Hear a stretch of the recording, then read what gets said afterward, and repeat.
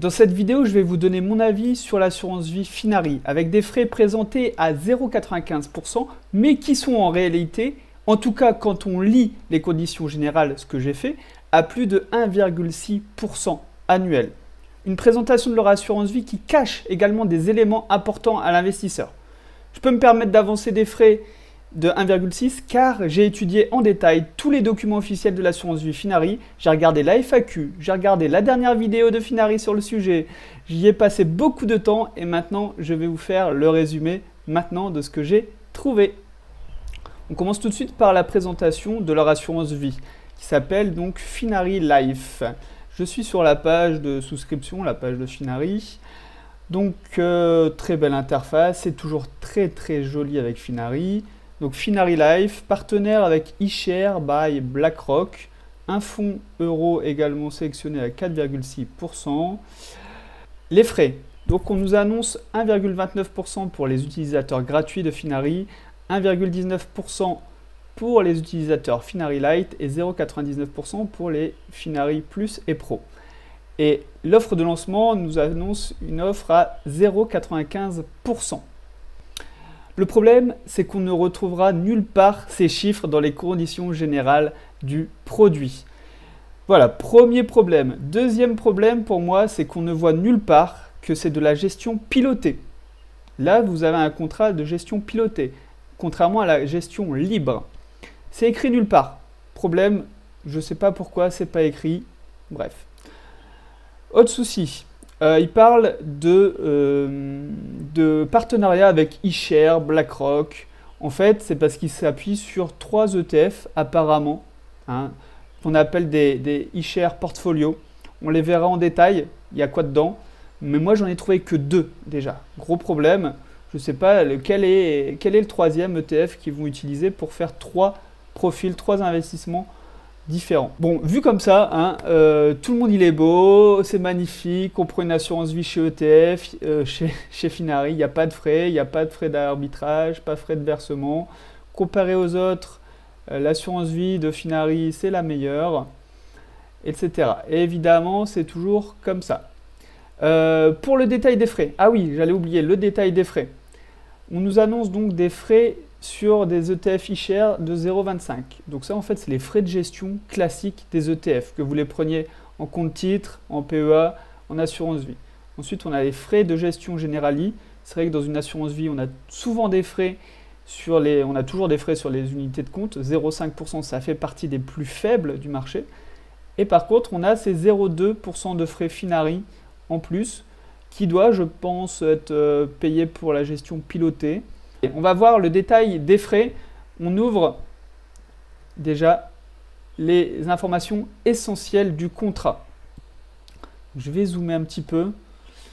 Donc, le gros problème, pourquoi j'annonce 1,62 frais minimum, vous allez voir, c'est que les frais de gestion sur les supports sont de 0,4% maximum prélevés tous les trimestres. Comme on a 4 trimestres, ça va nous donner soit un maximum d'1,6% par an de frais de gestion. Voilà mon plus gros problème pourquoi je fais cette vidéo. Alors, si on veut aller dans le sens de Finari, si on veut leur trouver des excuses, 0,4% maximum, effectivement 0,4% maximum, on peut appliquer 0,1. Mais le problème c'est que c'est pas écrit, c'est écrit nulle part.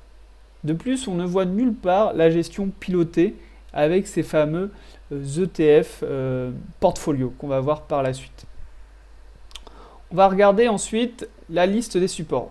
Ah oui, le problème aussi, c'est que pour avoir accès à ces documents, j'ai dû réaliser le process de souscription de l'assurance vie. Ça, c'est un gros problème. Je n'ai pas eu les documents avant. J'ai dû passer 10 minutes à compléter mon profil de risque, mon patrimoine, mes attentes, mes objectifs, etc. pour avoir ces documents. Alors que normalement, ces documents, ça doit être accessible avant d'avoir envie de souscrire, justement, pour vérifier.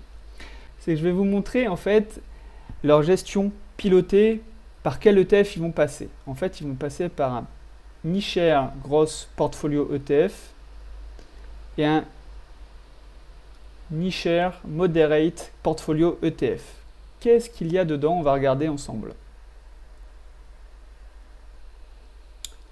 Alors, pour le eShare Growth Portfolio, vous pouvez retrouver avec le code ISIN ou en tapant le nom sur des sites comme JustETF. On retrouve effectivement les 0,25% de frais annuels facturés par BlackRock. Donc, voilà. Et puis on va aller voir la fact sheet un petit peu. Qu'est-ce qu'il y a dedans dans celui-là? En fait, celui-là, si on regarde, donc il y a 85% d'actions et 10%, entre 11 et 12% d'obligations. C'est un ETF actif, donc qu'on appelle aussi Smart Beta, c'est-à-dire qu'il va faire des actions de vente, d'achat, pour avoir un certain équilibre, pas être totalement investi, on le voit, hein, il est investi à peu près à 85% sur des actions, une petite part d'obligations pour compenser, pour limiter la volatilité, j'imagine. On voit la composition. En fait, à l'intérieur de cet ETF, il y a des centaines d'ETF.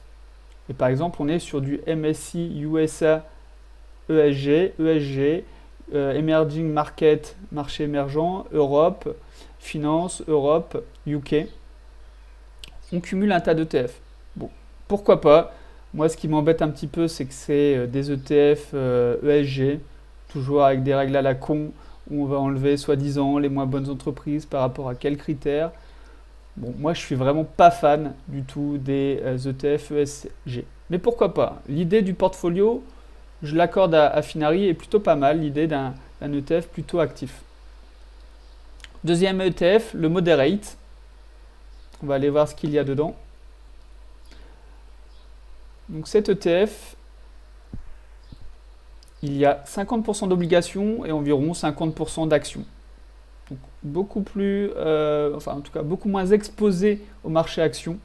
Qu'est-ce qu'on retrouve dedans? On retrouve du coup forcément des ETF sur les États-Unis, des ETF obligataires, du cash, des ETF sur l'Europe, enfin un petit peu le même type d'ETF qu'on a retrouvé dans l'autre ETF, mais avec des pondérations plus faibles. Répartition géographique, on a les infos, voilà. Par contre, comme je vous l'ai dit, je ne retrouve pas le troisième ETF pour le troisième profil proposé. Hein, dans la liste des ETF dispo, je ne le vois pas. Ensuite, un gros problème. Je vais vous prendre par exemple le ETF iShares MSCI World. Il est un petit peu particulier, je ne le connaissais pas vraiment, mais ce n'est pas le plus important. Ce qu'il faut comprendre, l'exemple, c'est que c'est même pas 1,60% de frais annuels. D'après le tableau, c'est beaucoup plus, en fait. Ici, dans ce tableau, on nous met le récap de frais de gestion de l'actif. Donc, c'est les frais de l'ETF. Pour cet ETF, c'est 0,20. Ici, on nous met les frais de gestion du contrat. Donc là aussi, on retrouve les 1,20. Je suis désolé, mais les 1,60 sont là. Et ici, on a les frais totaux qui sont de 2,10. Alors, entre 1,60 et 2,10, on a ajouté 0,5. C'est quoi cette histoire? En fait, on a le détail ici. Le frais totaux, c'est les frais de gestion de l'actif, donc les 0,20 en l'occurrence pour cet ETF, plus 1, donc vous ajoutez 1, plus la performance nette de l'actif. En fait, et vous multipliez ça par les frais de gestion du contrat. Donc, si l'ETF a une bonne performance, vous allez ajouter 1 plus, par exemple, il a fait 18%. Donc vous allez ajouter 1 plus 0,18. Donc ça va nous faire 1 plus 18 fois 1,60. Et c'est pour ça qu'on retrouve nos 2 et quelques pourcents de frais totaux. Et on le voit bien ici, là, dans cette colonne, performance finale. Donc on avait à la base 18,67% sur cet ETF, moins 2,10%, on arrive à 16,57%. C'est quand même énorme. Hein? C'est quand même énorme. Alors, au final, donc je vais reprendre, au final, l'assurance vie Finari, elle n'est pas meilleure que les autres. Avec leur gestion pilotée, elle prend 0,2% en plus, mais ça reste une assurance vie, on va dire, classique. D'accord? La vraie question, c'est pourquoi investir sur un ETF et vous tapez 2,10% de frais, alors qu'on peut avoir ces mêmes ETF à 0,20 ou 0,30% de frais, dans un PEA ou dans un compte titre. Ça, c'est une question. Vous allez me parler de fiscalité. La fiscalité de l'assurance vie, c'est au bout de 8 ans. Elle n'est pas beaucoup meilleure que le compte titre et encore moins que le PEA. Donc moi, je prioriserais plutôt ce genre d'ETF dans un PEA d'abord. Voilà. Après, dites-moi, franchement, dites-moi en commentaire si j'ai raté un truc, si je fais le boulet parce que j'ai raté une information, que c'est pas 1,60, c'est pas 2,10, c'est vraiment 0,95% comme ils le disent. Moi, franchement, j'ai tout regardé, j'ai rien vu.